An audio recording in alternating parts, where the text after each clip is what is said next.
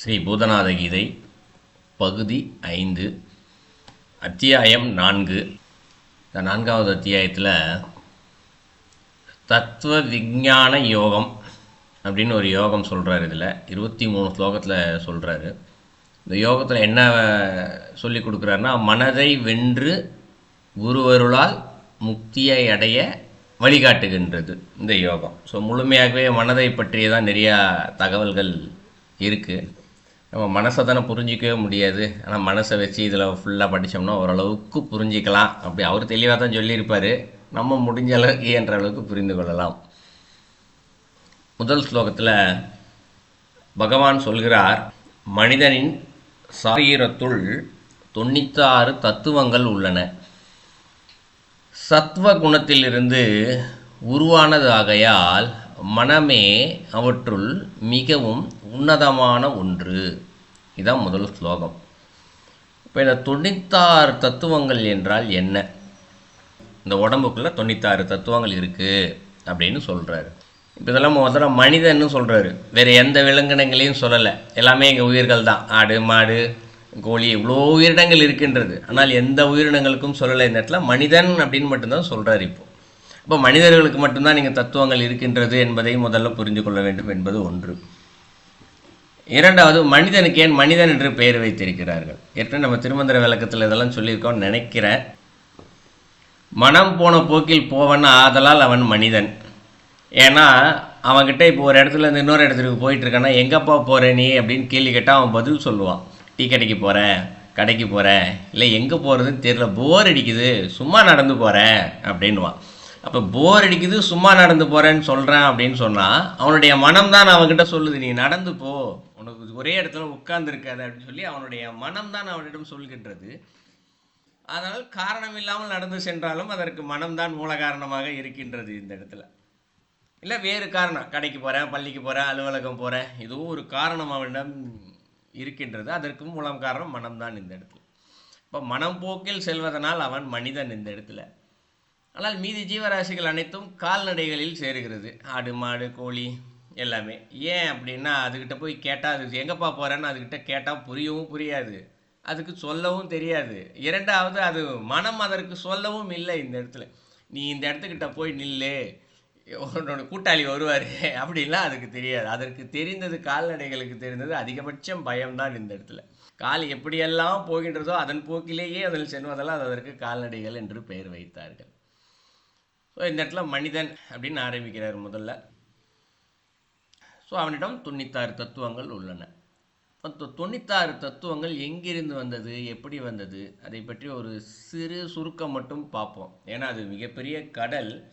சைவ சித்தாந்தத்தில் படித்தோம் அப்படின்னா, ஒரு சைவ சித்தாந்தத்தில் முழுமை பெற்ற ஒருவர், அவர்கிட்ட கேட்டால் அவர் சொல்கிறார், இந்த சைவ சித்தாந்தத்தை முழுமையாக கற்றுக்கொள்ள வேண்டுமென்றால் 10 வருடம் ஆகும் அவர் சொல்கிறார்.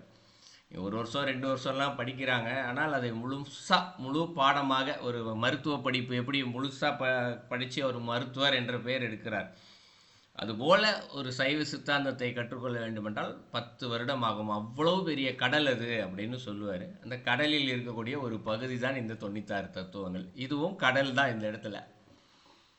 இப்போ இதை திருமந்திரத்திலே நமக்கு சொல்கிறாரு. இந்த 96 தத்துவங்கள் உடம்புக்குள்ளே இருக்குன்றதுக்கு அவரும் சொல்கிறாரு சான்று. யாக்கை நிலையாமை அப்படின்னு ஒரு தலைப்பு இருக்குது. யாக்கைன்னா அந்த உடம்பு, இந்த உடம்பு நிலைக்காமல் இருக்குது அப்படின்னு தான் தலைப்பு. அது பாடல் பார்த்திங்கன்னா 154 சொல்லுவார் இந்த இடத்துல. 30 30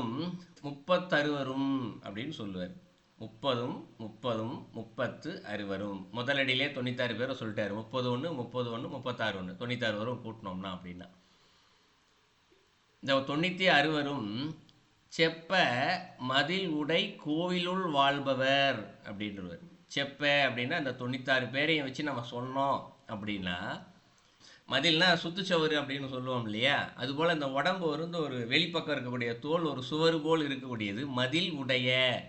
இந்த இடத்துல மதில் இருக்கக்கூடிய இந்த கோவிலுள் அப்படிங்கிறாரு. கோவில்னா இறைவன் உள்ளே இருக்கார், அதனால இது கோவில். இந்த இடத்துல உடம்பிற்குள்ளே இறைவன் நடுநாயகமாக வீட்டிருக்கின்றபடியால் அவர் கோவில் இந்த இடத்துல. ஸோ கோவிலுக்குள் வாழ்பவர். அப்போ 96 பேரும் உள்ளுக்குள்ளே தான் வாழ்ந்து கொண்டு இருக்கின்றார்கள். செப்ப இந்த மதிலுடை கோவில் சிதைந்த பின் செதஞ்சிருச்சு அந்த உடம்பு. செதஞ்சிருச்சுன்னா என்ன, உள்ளேருந்து மூச்சு காற்று வெளில போயிடுச்சு. இந்த இடத்துல சிவன் உள்ளேருந்து வெளில போயிட்டார், கோவிலுக்குள்ளே வீட்டிருக்கார் இல்லையா, அவர் வெளில போயிட்டார். போனவுடனே இந்த உடம்பு செதஞ்சு போகுது. ஏன்னா 5 பூதத்தாலான உடம்பு செதஞ்சு போச்சு. செதஞ்சு போனவுடனே அதுவும் சேர்ந்து செதஞ்சு போகுது இந்த இடத்துல. அதை தான் சொல்கிறார், ஒப்ப அனைவரும் ஓட்டெடுத்தார்களே அப்படிங்கிறார். ஒப்ப அனைவரும், எல்லாரும் 96 பேரும் ஒன்றா ஓட்டை எடுக்கிறாங்களா. சரி சமமாக எல்லாரும் கிளம்பியே ஆகணுன்ற முடிவு எடுத்துக்கிட்டு ஒருத்தராக பின்னாடி போய் 96 பேரும் போயிடுறாங்க கடைசியில். அதுதான் அந்த திருமந்திரம் பாட்டில் சொல்கிறார். இப்போ திருமந்திரத்திலையும் இந்த உடம்பிற்குள்ளே 96 தத்துவங்கள் இருக்கின்றது என்பதை அவர் சான்றாக சொல்லியிருக்கார். இப்போ இந்த 96 தத்துவங்கள் ஏன் உடம்புக்குள்ளே இறைவன் வைத்தார்? இது ஒரு சின்ன சிந்தனையில் பார்த்தோம்னா, இப்போது நாம் எல்லாம் ஒரு காலத்தில், அதாவது இந்த 96 தத்துவம் வந்ததுனால இப்போ உடம்புக்குள்ளே இருக்கோம். இந்த இடத்துல ஆன்மா உள்ளே வந்துச்சு, அது ஒரு 96 தத்துவங்கள் உள்ளே இருக்குது. ஒரு காலத்தில் எங்கே இருந்தோம்? பிறவி எடுப்பதற்கெல்லாம் முன்பாக கைலாசத்தில் இறைவனோடு இருந்திருப்போம் இல்லையா? ஏன்னா பதி பசு பாசம் அனாதி, நம்மளாம் எப்பயுமே இருக்கிறவங்க தான் இந்த இடத்துல. ஆனால் எப்படி இருப்போம்? இப்போ ஆசை மும்மலம் காரணமாக உடம்பு எடுத்திருக்கோம். ஆசை மும்மலம் இல்லை என்றால் எங்கே இருந்திருப்போம்? ஸோ ஒரு காலத்தில் இறைவனோடு சேர்ந்து தான் இருந்தோம் இந்த இடத்துல. ஆசை வந்ததுனால தான் இங்கே வந்தோம். அது எப்படி வந்துச்சு? கைலாசத்துக்கு நாரதர்னு ஒருத்தர் வந்தார், மாம்பழத்தை எடுத்துக்கிட்டு இல்லையா? அவரை பார்த்துட்டு முருகர் தனியாக வந்த மாதிரி இதை வச்சு நிறையா பேசியிருக்கோம் நம்ம வகுப்பில். ஸோ அதுபோல் நம்ம அங்கேருந்து ஆசைப்பட்டு தான் வெளியே வந்தோம். எங்கே இருந்து வந்தோம்? உங்களுக்கு படத்தில் காமிச்சாச்சு, நேராக முருகர் வந்து பழனி மலையில் வந்து நின்ற மாதிரி காமிச்சிட்டாங்க உங்களுக்கு. ஆனால் அதற்கு நடுவில் என்ன நடந்தது அப்படின்னு ஒன்று இருக்குது இல்லையா? என்ன நடக்கும்? கைலாசத்துக்குள்ளே ஒரு நாரதர் மாதிரி ஒருத்தர் வந்து இந்த பாரு இதுக்கு பேர் தான் மாம்பழம் அப்படின்ட்டாரு. இப்போ அதை பார்த்தோன்னே ஆசை வந்துடுச்சு அனுபவிக்கணும்னு. உடனே என்ன பண்ணுறது? இந்த இடத்துல நான் போகிறேன், எனக்கு அனுபவிக்கணும்னு சொல்லிட்டு முதல்ல கைலாசத்துலேருந்து வெளியில் வர்றது. முதல்ல வெளியில் வந்தவொடனே என்ன நடக்கும்? அது என்ன செய்யணுன்னே தெரியாது இந்த இடத்துல. இது சிறு குழந்தைகள் இருக்க வீட்டில் பல வீடுகளில் பார்க்கலாம்னு நினைக்கிறேன். ஏன்னா நண்பர் வீட்டில் ஒரு நிகழ்வு ஒன்று நடந்துச்சு. ஒரு 3 வயது குழந்தை தான். அம்மா திட்டான்னு சொல்லிட்டு என்ன பண்ணிச்சு, தன்னுடைய பொம்மை எடுத்துக்கிட்டு ஒரு துணியை எடுத்துக்கிட்டு நான் வீட்டை விட்டு வெளில போகிறேன் அப்படின்னு சொல்லிட்டு வீட்டுக்கு வெளில வந்துடுச்சு. நடந்த நிகழ்வு இது. அவங்க அம்மாவுக்கு சிரிப்பு, என்ன தான் பண்ணுது பார்ப்போன்னு சொல்லிட்டு விட்டுட்டா. கடைசியில் என்ன ஆயிடுச்சு, வீட்டு வாசலில் வந்து நின்னோடனே அதுக்கு என்ன பண்ணுன்னு தெரியல. அப்போ பார்த்து மழை பெஞ்சிருக்கு. உடனே மழை வருது, மழை விட்டோடனே நான் போய்க்கிறேன் நான் அப்படின்னு சொல்லிட்டு என்ன பண்ணுச்சு, நின்றுக்குச்சு இந்த இடத்துல. மழை விடுற வரைக்கும் அவங்க அம்மா காத்திருக்கா. மழை விட்டோடனே அதுக்கு என்ன பண்ணணும்னு தெரியல, அழுவ ஆரம்பிச்சிடுச்சு இந்த இடத்துல. அந்த மாதிரி அதுக்கப்புறம் அம்மா போய் கொஞ்சம் கொள்ளாவி திரும்பி வீட்டுக்குள்ளே கூப்பிட்டு வர, அது பயத்தை போக்கி. அந்த மாதிரி இது கைலாசத்துக்குள்ளே இருக்கிற வரைக்கும் அம்மா கிட்ட ரொம்ப ஜாலியாக இருக்குது. ஆனால் கைலாசத்தில் இறைவன்கிட்ட இருந்து வெளியில் வந்ததுக்கப்புறம் அதுக்கு என்ன பண்ணணும்னு தெரியல. ஏன்னா வெளியில் இருட்டாக இருக்குது, வெளியில் முழுமையான இருட்டு. வெளியில் எங்கே போனாலும் சரி, அதுக்கு போகிறதுக்கு வழி தெரியல, பாதை தெரியல, ஒன்றும் தெரியல, இருட்டுக்குள்ளே கடந்து தள்ளாடுது இந்த இடத்துல. அப்போ தான் இறைவன் இங்கு கருணை புரிகிறார். ரைட்டு, இந்த இதுக்கு ஆசைன்னு ஒன்று வந்துருச்சு, அதை அனுபவிப்பதற்காகத்தான் அது வெளியே வந்திருக்கிறது. ஆகவே அது தன்னுடைய ஆசையை தீர்த்து கொள்ளட்டும் அப்படின்னு சொல்லிட்டு தான் என்ன பண்ணுறாரு இந்த இடத்துல, இந்த உலகத்திற்கான பாதையை காட்டுகின்றார் இந்த இடத்துல. ஏன்னா அது இருட்டுக்குள்ளே தனியாக முழிச்சிக்கிட்டு இருக்கு, திரு முழிச்சிக்கிட்டு இருக்கு, என்ன பண்ணேன்னு தெரியாமல். அப்போ தான் இந்த இடத்துல பிரம்மா என்ன பண்ணுறாரு, இந்த இடத்துல ஆசையை தீர்ப்பதற்காக அதற்கு ஒரு உடம்பு என்ற ஒன்றை கொடுக்கின்றார் இந்த இடத்துல. அப்போ அந்த உடம்புக்குள்ளே தான் இந்த 96 கருவிகள், இந்த இடத்துல கருவிகள்னு வச்சுக்கலாம், இந்த கருவிகள் கொண்ட ஒரு தத்துவத்தை இதை கொடுக்குறாரு இந்த இடத்துல. ஸோ இது இருக்கிறதுனால இந்த தத்துவம் தான் என்ன பண்ணுது இந்த இடத்துல, நம்ம அனுபவிப்பதற்கு இது இருக்கிறதுனால தான் நமக்குள்ளே மூச்சு காற்று போகுது, உடம்புக்குள்ளே ஒரு 10 காற்று வேலை செய்யுது, இந்த இடத்துல 5 புலன்கள் வேலை செய்யுது, இந்திரியங்கள், அந்த கரணங்கள் நிறைய சொல்லுவோம் இந்த இடத்துல. திரும்ப இந்த இடத்துல படிச்சிருப்போம் எல்லாமே. 25 பஞ்சபூத காரியங்கள், வாசனாதிகள், அவத்தைகள், வாயுக்கள், நாடிகள், வாக்குகள், மலங்கள், குணங்கள், சிவதத்துவம், வித்யா தத்துவம், ஆத்ம தத்துவம் இப்படின்னு சொல்லிட்டு எண்ணிக்கையில் ஒரு 96 தத்துவங்கள் இருக்குது. இந்த 96மே நம்ம கூகுளில் போய் அடித்தோம்னாலே தெரியும், வந்துடும். பல பேர் திருமந்திர வகுப்பில் இருக்கிறதுனால படிச்சிருப்பீங்க இந்த 96 தத்துவத்தையுமே. தெரியாதவர்கள் கூகுளில் சென்று பார்க்கலாம். 96 தத்துவம் இருக்குது. இது இருக்கிறதுனால தான் உடம்பு இயங்கி கொண்டே இருக்கின்றது. இது இந்த ஆன்மாவிற்கு, ஆன்மாவின் பரிமாணத்திற்குன்னு சொல்லிக்கலாம் இந்த இடத்துல. ஒரு பொருள் இன்னொரு பொருளாக பரிமாணம் அடைய ஆன்மா மாறாதது இந்த இடத்துல. ஆனால் அது இப்போ அதை சுற்றி ஒரு ஆசைகள் என்ற ஒன்று, மும்மலங்கள் ஒன்று இருக்கின்றது இல்லையா, அது செல்ல செல்ல தூய்மை அடைய, அப்படி வச்சுக்கலாம். ஆன்மா பரிசுத்தமானது, அதில் எந்த மாற்று கருத்தும் இல்லை. ஆசைகள் மும்மலைகள் அதை சூழ்ந்து தான் இருக்கின்றது. அப்போ இந்த 96 கருவிகள் வழியாக அனுபவிக்க அனுபவிக்க அதன் மேலே இருக்கக்கூடிய மாசு மலங்கள் சிறிது சிறிதாக அகலுகின்றது இல்லையா, இதை இந்த இடத்துல நம்ம பரிமாணம் அப்படின்னு எடுத்துக்கலாம் இந்த இடத்துல. ஸோ அப்போ இந்த பரிமாணத்திற்கு இந்த 96 தத்துவங்கள் இங்கு உதவி செய்கிறது. ஸோ இந்த 96 தத்துவத்தில் சான்றோர்கள் என்ன சொல்கிறாங்கன்னா, ஏதாவது ஒரு தத்துவத்தை நாம் இங்கு உணர்ந்து விட்டால் கூட, ஏதாவது ஒரு தத்துவத்தை உணர்ந்துட்டோம்னா கூட அது என்ன செய்தான், இன்னொரு தத்துவத்தை உணர்வதற்கு உதவி செய்கிறது. அப்போ இப்படியே 36 தத்துவத்தையுமே நம்மளால் உணர முடியும். 36 தத்துவம் அப்புறம் 96 தத்துவத்துவம் யார் ஒருவர் உணர்ந்து விடுகிறார்களோ அவர்களுக்கு இந்த இடத்துல பிறவி இல்லாத நிலை கிடைக்கின்றது. விரைவாக இறைவனிடத்தில் சென்று விடுகிறார்கள். ஏன்னா அது ஒரு கருவி அப்படின்றது தெரிஞ்சு போகுது. இன்றைக்கி தெரியல. இன்றைக்கி மனம் எதன் பின்போ புலன்கள் பின்னாடியே சென்று கொண்டே இருக்கிறது. அது பின்னாடி வருது. தலைப்பில் எப்படிலாம் போகுதுன்றதெல்லாம் ரொம்ப அழகாக விவரிக்கிறார் இந்த இடத்துல. அதனால் இது கருவி ஒன்று உள்ளே இருக்கின்றது. 96 கருவி இருக்குன்னே நமக்கு தெரிவதில்லை. ஸோ ஒன்றை தெரிந்து கொண்டால் கூட அது நமக்கு மற்ற தத்துவங்களை சிறிது சிறிதாக உணர்த்தி இறைவனிடத்தில் அழைத்து சென்றுவிடும். ஸோ இப்போ மனிதனுடைய சரீரம் 96 தத்துவங்கள் என்ன என்பதை மிக சுருக்கமாக ஒரு அடியில் சொல்லியிருக்கிறோம். அடுத்து என்ன சொல்கிறார் ஸ்லோகத்தில், சத்வ குணத்திலிருந்து உருவானதாகையால் மனமே அவற்றுள் உன்னதமான ஒன்று. இது அடுத்த சொல்கிறார். முதல் ஸ்லோகம் தான். முதல் ஸ்லோகத்தில் அடுத்து வர்ற வார்த்தைகளை சொல்கிறார். சத்வகுணம் ஏற்கனவே நம்ம போன 4ஆம் பகுதி 3ஆம் எல்லாம் படிச்சிருப்போம். குணங்கள் பற்றி நிறையா படிச்சிருந்தோம். எந்தெந்த பொருள் எந்தெந்த விதமான குணங்களின் தன்மையோடு வந்தது அப்படின்னு சொல்லி படித்தோம். 5 பூதங்களுமே இந்த இடத்துல உருவானது ஒரு தன்மையோடு தான் வந்திருக்கு அப்படின்னு சொல்லி படிச்சிருந்தோம். அப்போ இங்கே இருக்கக்கூடிய இந்த தத்துவங்கள் எல்லாமே அந்த ஏதோ ஒரு குணங்களிலிருந்து தானே வந்திருக்க வேண்டும் இந்த இடத்துல. அப்போ இந்த இடத்துல சத்வகுணம் என்ற ஒன்றிலிருந்து உருவானது ஆகையால் அப்படின்னு சொல்கிறார். அப்போ 96 தத்துவங்களுமே இங்கு இந்த சத்வகுணத்திலிருந்து உருவாகி இருக்கிறது அப்படின்றத புரிஞ்சிக்கலாம். இதில் மனமே அவற்றுள் உன்னதமான ஒன்று அப்படின்னு சொல்கிறாரு. ஆனால் நேரடியாக படிக்கும்போது சத்துவகுணத்திலிருந்து உருவாகையால் மனமே அப்படின்னு படிக்கும்போது அப்போ மனம் மட்டும்தான் அதுலேருந்து உருவாகிருக்கு போல அப்படின்னு புரிஞ்சிக்கிற மாதிரி தெரியும். ஆனால் அவற்றுள் அப்படின்னு ஒரு வார்த்தையை சொல்லியிருக்காரு. அப்போ அவற்றுள்னா 96 தத்துவங்களுமே அந்த சத்துவ குணத்திலிருந்து தான் தோன்றி இருக்கின்றது என்பதை தெரிஞ்சுக்கலாம். அந்த 96க்குள்ளே இருக்கக்கூடிய மனம் அவற்றில் மிக சிறந்த ஒன்று. ஏன் இந்த இடத்தில் மனம் மிக சிறந்த ஒன்று அப்படின்னு சொல்லி சொல்கிறாரு அப்படின்னு பார்ப்போம். இந்த மனதிலிருந்து தான் மனதை இறைவனை அடைவதற்கு பல விதங்களில் நமக்கு முதன்மையானதாக நிற்கின்றது இந்த இடத்துல. என்னால் மனம் அது செம்மையானால் மந்திரங்கள் ஜெபிக்க வேண்டாம். இப்போ மீதி எந்த கருவிகளையுமே சொல்லலை. 96 கருவிகளில் இந்த இடத்துல மூச்சுக்காற்று இங்கே நமக்கு பிரதானமாக இருக்குது. இந்த இடத்துல 10 வகை வாயுக்கள் உள்ள சொல்லியிருக்காரு இந்த இடத்துல. ஸோ நிறைய வாயுக்கள்லாம் பிரதானமாக இருக்குது. ஆனால் இந்த இடத்துல மனதை தான் பிரதானமாக சொல்லியிருக்காரு இந்த இடத்துல. இப்போ மனம் அது செம்மையாக வேண்டும். அப்போ முழு காரண காரியமாக நிற்கின்றது. அதை செம்மைப்படுத்த முடியும். மீதி 96ல் அவ்வளோ சீக்கிரம் எதையும் தெரிஞ்சிக்க முடியல. இப்போ உடம்பு பஞ்சபூதங்களால் ஆனதுன்னு தெரிஞ்சுக்கிட்டோம், புலன்கள் இருக்குது, இந்திரியன் இருக்குன்னு தெரிஞ்சுக்கிட்டோம், இந்த இடத்துல அனுபவிச்சுக்கிட்டு இருக்கோம். ஆனால் அதை மனம் உணர்கின்ற அளவுக்கு அதை உணர்வதில்லை என்பது என்னுடைய கருத்து. அதற்கேற்றார் போலத்தான் ஸ்லோகம் இருக்குது இந்த இடத்துல. இது ஒன்று. இன்னொன்று, இந்த மனதிலிருந்து தான் அன்பு வெளிப்படும் இந்த இடத்துல.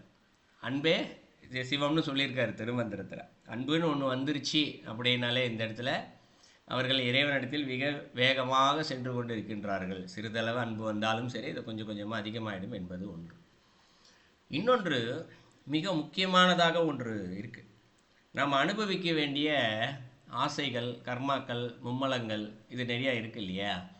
இதை அனுபவிக்க மனம் ஒரு வகையில் அதிகமாக உதவி செய்கிறது.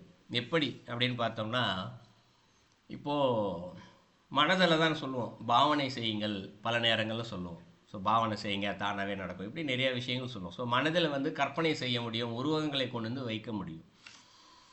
அதுபோலவே சில ஆசைகளை வினைகள்லாம் பார்த்தோம்னா லேசாக ஆசைப்பட்டிருப்போம் எண்ணத்தினால், ஆனால் அதை வந்து நம்மளால் அனுபவிக்க முடியாது, சிறிய அளவு தான். இதற்காக ஒரு பிறவி என்று கொடுக்க வேண்டுமா இந்த இடத்துல அப்படின்னு சொல்லிட்டு இறைவன் என்ன பண்ணுறாரு, கனவு ரீதியாகவே பலவற்றை அனுபவிக்க வைத்து விடுகின்றார் இந்த இடத்துல. பல நேரங்களில் தானாகவே தனக்குள்ளேருந்து சில குணங்கள், தீய குணங்களும் உள்ளேருந்து தான் வரும். ஏதோ ஒரு பொறாமையோ கோபமோ வஞ்சகமோ ஏதோ ஒரு சிறிய குணம் வரும் இந்த இடத்துல. நல்லவைகளும் வரும் இந்த இடத்துல, மனதிற்குள்ளேருந்து நல்ல எண்ணங்களும் பல நேரங்களில் வருகின்றது. இது இங்கே ஒரு கர்மாவாக சில நேரங்களில் சேர்ந்து விடும் பட்சத்தில் இறைவன் என்ன பண்ணுறார், இந்த இடத்துல கனவு ரீதியாக அதை அனுபவித்து வைத்து விடுகிறார். இப்போ கனவுல பாருங்கள், பல நேரத்தில் சம்மந்தம் இல்லாமல் கனவு வரும், ஏன் வருதுன்னு தெரியாது. சில நேரங்களில் பயமான கனவுகள் வரும், சில நேரத்தில் மகிழ்ச்சியான கனவு வரும். இந்த இடத்துல ஏன் வருது, எதுக்கு வருது நம்மளால் தெரிஞ்சிக்க முடியாது. ஆனால் அதற்கு மூல காரணம் என்ன, உள்ளுக்குள்ளே இருக்கக்கூடிய பதிவுகள். உள்ள எப்பயாவது நம்ம தீயவற்றையாக எதையாவது சிந்திச்சிருக்கோம் அப்படின்னா அதற்கான தண்டனையாக கனவுல வந்து இறைவன் ஒரு பயம் போல கொடுத்து அதை அனுபவித்து தீர்த்து விடுகின்றார். இப்போ மனம் முதன்மையானதாக இங்கே இருக்கின்றது இல்லையா. சில மகிழ்ச்சியானது கூட கனவுல நினச்சிருக்காரு. சிலர் அதிகபட்சம் அனைவருக்கும் சம்பந்தம் இல்லாமல் தான் கனவு வரும். காலைல தூங்கி வந்துச்சுன்னு நைட்டு ஃபுல்லாக கனவுப்பா, என்னதான் கனவு வந்துச்சு ஒன்றுமே ஞாபகம் இல்லை தெரியல அப்படின்வாங்க. அப்போ என்ன பொருள், மனம் அவ்வளவு குழப்பத்தில் உள்ளுக்குள்ளே இருந்திருக்குன்னு அர்த்தம் பொருள். இந்த இடத்துல மனம் சில நேரங்களில் சம்மந்தம் இல்லாமல் யோசிக்கிட்டே இருக்கும், ஜம்ப் பண்ணிக்கிட்டே இருக்கும், அலுவலகத்தை யோசிக்கும், நண்பர்களை யோசிக்கும், எதையாவது யோசிச்சு மாற்றி போய்கிட்டே இருக்கும் இந்த இடத்துல. ஆனால் உருப்படியாக ஒன்றே யோசிச்சிருக்காது அந்த இடத்துல. அந்த மாதிரி மனதிற்குள்ளே இருக்கக்கூடிய பதிவுகளை வெளியேற்றுவதற்கு இங்கே மனம் இந்த இடத்துல நமக்கு பல நேரங்களில் உதவி செய்கிறது. அதே போல் நம்மளுடைய மும்மலங்களையும் ஆசைகளையும் தீர்த்து கொள்வதற்கும் பல நேரங்களில் அது நமக்கு உபயோகப்படுகின்றது மனமானது. ஸோ அதனால் என்ன சொல்கிறார் இந்த இடத்துல, மனமே இங்கு இவற்றுள் மிகவும் உன்னதமான ஒன்று, உன்னதம் அப்படிங்கிறது சிறப்பானது அப்படின்னு எடுத்துக்கலாம். உன்னதமான அப்படின்னு சிறப்பானது. அப்போ முதல் ஸ்லோகத்திலேருந்து என்ன தெரிந்து கொள்ளலாம், 96 தத்துவம் உடம்புக்குள்ளே இருக்குது. இதில் முக்கியமானது மனம். இது முதல் ஸ்லோகத்தில் சொல்லியிருக்காரு. இரண்டாவது ஸ்லோகம் பகவான் சொல்கிறார், மனிதன் பந்தத்தில் சிக்கிக் கொள்வதற்கும் மோட்சம் அடைவதற்கும் மனமே முக்கிய காரணம். ராஜச தாமச குணங்களோடு கூடி விகாரப்படும் புத்தியே எப்போது மனதில் இருக்கிறது. இதனால் மனம் மாசடைகிறது. அரசே கவனமாக கேள் அப்படின்னு சொல்கிறார் இந்த இடத்துல. அப்போ மனம் பந்தத்தில் சிக்கிக் கொள்வதற்கும் அப்படின்னு சொல்கிறாரு. பந்தம்னா என்ன, இந்த இடத்துல இந்த மாயை இருக்கக்கூடிய இந்த உலகத்தில் சிக்கிக் கொள்வதற்கும் மோட்சம் அடைவதற்கும் மனமே முக்கிய காரணம் அப்படின்னு சொல்கிறாரு. ரொம்ப ஒரு முக்கியமான காரணமாக இருக்கிறது. ஏன் இந்த வார்த்தையை சொல்கிறார், ஏன் பந்தத்தில் சிக்கிக்குது அப்படின்னு சொல்கிறாரு அப்படின்னு பார்த்தோம்னா, இப்போ இதை வேறொரு கோணத்தில் பார்க்கலாம். கொஞ்சம் எனக்கு புரிஞ்ச அளவுக்கு சொல்கிறேன், புரிய வைக்க முடியுமான்னு எனக்கு தெரியல. இப்போது பார்த்துருந்தோம், இறைவன்கிட்ட இருந்து வெளியில் வந்துடுச்சு, கைலாசத்துலேருந்து இது வெளியில் வந்துடுச்சு. இப்போ ஒரு சின்ன உதாரணம் சொன்னது இதை முன்னாடி, அதுக்கு ஆசையை அனுபவிக்கணும்னு தான் வெளியில் வந்துச்சு. ஆனால் இருட்டுக்குள்ளே கிடக்குது இந்த இடத்துல, என்ன செய்கிறதுன்னு தெரியல இந்த இடத்துல. அது திருப்பி என்ன பண்ணணும், ஆகா நமக்கு ஒன்றும் தெரியலையே அப்படின்னு இறைவன்கிட்ட போகணும்ல. இந்த இடத்துல ஏதாவது ஒரு வகையில் போகணும்ல. இப்போ அந்த ஒரு கதை சொன்னேன் இந்த இடத்துல, நடந்த நிகழ்வுன்னு. குழந்தை வீட்டிலேருந்து வெளில வந்து நின்றுச்சு, அதுக்கு என்ன செய்யணும்னு தெரியல. கடைசியில் அம்மா தாண்டா சரணாகதின்னு சொல்லி வீட்டுக்குள்ளே வந்துருச்சு இந்த இடத்துல குழந்தை. அதுபோல் கைலாசில் இறைவன்கிட்டேருந்து வெளியில் வந்தது, அது திருப்பி போய் சேர வேண்டுமே, ஆனால் அது சேர மறுக்கிறது. அது என்ன பண்ணுது, எங்கேயாவது ஒன்று இருட்டுக்குள்ளே தடுமாறி இந்த தூரத்தில் போகிறதுக்கு தான் அது முயற்சி செய்கிறது. ஏன்னா ஆசையை தீர்த்துக்கொண்டே ஆக வேண்டும் என்ற ஒரு மன உறுதி அதுக்கிட்ட இருக்குது. மன உறுதின்றதையும் புரிஞ்சிக்கிறதுக்காக தான் சொல்கிறேன் இந்த இடத்துல. ஆசை தான் பெருசாக தெரியுது இந்த இடத்துல, வேறு ஒன்றும் அந்த நேரத்தில் தெரிவது இல்லை இந்த இடத்துல. ஒரு குழந்தைய கடைக்கு கூட்டு போனால் எனக்கு இது இப்போவே வாங்கி கொடுன்னு சொல்லிட்டு அடம் பிடிக்கும்ல, நாளைக்கு வாங்கி தரேன்னா கேட்காது இந்த இடத்துல. அதுபோல் ஒரு அடத்தில் இருக்குது இந்த இடத்துல அந்த இது. அதனால தான் அது என்ன பண்ணுது இந்த இடத்துல, இருட்டுக்குள்ளே இருந்தாலும் இறைவன்கிட்ட போகிறதுக்கு தயங்கிக்கிட்டு இந்த இடத்துல ஆசைக்கு பின்னாடியே போய் இந்த உலகத்தில் வந்து மாட்டிக்குது. பந்தம் என்ற ஒன்றோட கட்டுப்பட்டுக்குது, இந்த கட்டுப்பட்டுருது இந்த இடத்துல. இதை தான் நம்ம திருமந்திரத்தில் வேற ஒரு பாடலில் படிச்சிருப்போம். பதி பசு பாசம் அனாதி அப்படின்னு படிச்சிருப்போம் இந்த இடத்துல. ஸோ பதியாக இருக்கக்கூடிய இறைவனும் எப்பொழுதும் இருக்கின்றான், பசுவாக இருக்கக்கூடிய இதுவும் எப்போதும் இருக்கின்றது, பாசமாக இருக்கக்கூடியதும் எப்போதும் இருக்கின்றது. பதியானவர் பேரறிவில் இருக்கின்றார், பசுவானது இந்த இடத்துல சிற்றறிவோடு இருக்கின்றது, பாசமானது அறிவே இல்லாமல் இங்கு இருக்கின்றது. இதை சான்றோர்கள் ரொம்ப ஓமையாக ரொம்ப அழகாக சொல்லுவாங்க இந்த இடத்துல. ஒரு வகுப்பு இருக்கும், வகுப்பில் ஆசிரியர் சொல்லி கொடுப்பாராம் பாடம். அவருக்கு எல்லாமே தெரிஞ்சிருக்கும், பாட புத்தகத்தில் இருப்பதெல்லாம் ஏற்கனவே படித்து முடிச்சுட்டு தான் வந்து நிற்கிறார் இந்த இடத்துல. அதனால் அந்த பாட புத்தகத்தில் எந்த கேள்வியை எந்த மாணவன் கேட்டாலும் ரொம்ப அழகாக பதில் சொல்லிடுவார் இந்த இடத்துல. ஒரு தமிழ் ஆசிரியர் வந்து நிற்கிறாருன்னு வச்சுக்குவோம், இலக்கணம் இலக்கியம் எல்லாத்தையும் அவர் கரைச்சி குடிச்சிருப்பார் இந்த இடத்துல. எப்படி கேள்வி கேட்டாலும் அவராட்டுக்கு வேற நுனியில் இருக்கும் பதில் சொல்லிக்கிட்டே இருப்பார். அவர் அனைத்தும் தெரிந்த இடங்களில் இருக்கிறார். மாணவன் கற்றுக் கொடுத்தால் கற்றுக்கொள்ளக்கூடிய இடத்தில் சிற்றறிவில் இருக்கின்றான். அவன் புரிந்து கொள்ளக்கூடிய உணரக்கூடிய இடத்துல சிற்றறிவில் இருக்கின்றான். ஆனால் அந்த வகுப்பறையில் இருக்கக்கூடிய மேசை, ஃபேன், அசையா பொருள்னு சொல்லுவோம் இல்லையா, சுற்றி இருக்கக்கூடிய அந்த மாணவன் வைத்திருக்கக்கூடிய புத்தகமோ பையோ இத்தனை பொருட்கள் இருக்கின்றது. இது எல்லாம் அறிவில்லாத பொருட்கள். என்ன சொல்லி கொடுத்தாலும் அதுக்கு தெரியாது இந்த இடத்துல, எந்த தமிழை சொல்லி கொடுத்தாலும் அதற்கு புரியாது இந்த இடத்துல. அப்போ அது அறிவிலிகளாக இருக்கின்றது. ஆனால் அது இருந்தால் தான் மாணவன் அங்கே போய் உட்காந்து படிக்க முடியும். அவன் ஒரு புத்தகம் இருந்தால்தானே அவன் அங்கேருந்து படிக்க முடியும். அந்த இடத்துல மேஜை இல்லைன்னா கூட பரவாயில்ல, கீழே உட்காந்துக்கலாம். ஆனால் கீழே என்பது தரை என்பது ஒரு பொருள் தான் அந்த இடத்தில். அந்த பொருளும் அறிவில்லாத பொருளாகத்தான் இருக்கிறது. ஒரு ஒரு கல் பதிச்சு வச்சுருப்பாங்கள்ல, ஒரு டைல்ஸ் போட்டு வச்சுருப்பாங்க, அதுவும் ஒரு பொருள் தானே இந்த இடத்துல, அறிவில்லாத பொருள். இல்லை சிமெண்ட் போட்டிருந்தாலும் அது தரையும் ஒரு பொருள் தான், அறிவில்லாத பொருள். அந்த பொருள் இல்லை என்றால் அவனால் ஆசிரியரிடம் அதை கற்றுக்கொள்ள முடியாது. அறிவில்லாத பொருள் இருக்கிறது. புத்தகம், பேனா, பென்சில், ரப்பர், இது எல்லாமே ஒரு பொருள் தான். அப்போது இந்த மாணவன் கற்றுக்கொள்வதற்கு பயன்படுறது மாதிரியே இந்த சிற்றறிவில் இருக்கான் இல்லையா, இவன் என்ன பண்ணுறான், இதுக்கு இந்த மாயையோடு இருக்கக்கூடிய இதில் தான் வந்து ஒன்றிக்கிறான் இந்த இடத்துல. ஏன்னா தான் அனுபவிக்க வேண்டும் என்ற ஆசை அவங்ககிட்ட சிற்றறிவு தான் இருக்குது. இது ஓமையாக புரிஞ்சிக்கணுன்றதுக்காக சொன்னது. பதி பசு பாசம், பேரறிவு, சிற்றறிவு, அறிவில்லாத தன்மையில் இருக்கக்கூடிய பொருள் இந்த பாசம்.